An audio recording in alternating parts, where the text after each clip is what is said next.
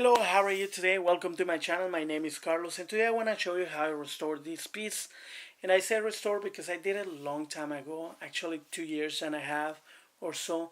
My niece, she knew it was for her. She was 3 back then, and she started playing, and of course she destroyed it. I wasn't there. I didn't know exactly how it happened, but there's a lot of things that you can do when you want to put some polymer clay pieces together. The easiest thing is to use liquid polymer clay, and that will be a glue that when you bake it, it's gonna put the pieces together.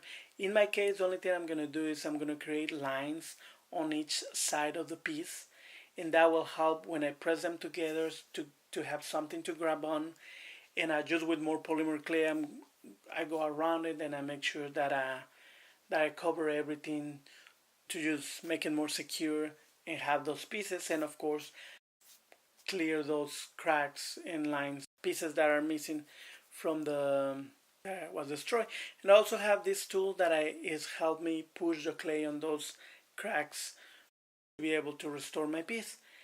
And one of the things that I do is I create pieces, chunks of polymer clay where I just squeeze them really hard and I put it through my pasta machine and I make sure that they're ready so I can just pull some small pieces and I can just work that way to create the shape of my figure. So one of the things that I really love about polymer clay is that you can come back after so many years and keep working on it. In this case, it has been 2 years since my niece destroyed it, and I'm being able to work on it with no problem. Of course, this piece I didn't bake it, but even if I would have done that, I wouldn't been able to just use the polymer clay glue and put the pieces together and add more polymer clay and repair the piece. So everything is possible. One thing that is also really important when you're creating a piece is the how you're gonna pose, and if he has something like a huge arm or even a huge weapon. In this case, in this piece, it was the tail that I didn't really plan. And everybody knows that I don't have a lot of time, so I just create as I go. And that the tail, the way I was trying to do it, I was trying to kind of be almost wrapping around, not really close to the body, but just on the side, and it was keep moving from one side, and I tried to do other poses, and it kept just moving from one side to the other, just because of the weight of the tail, and I was able not to find the perfect spot where the piece was balanced and it was standing straight without moving.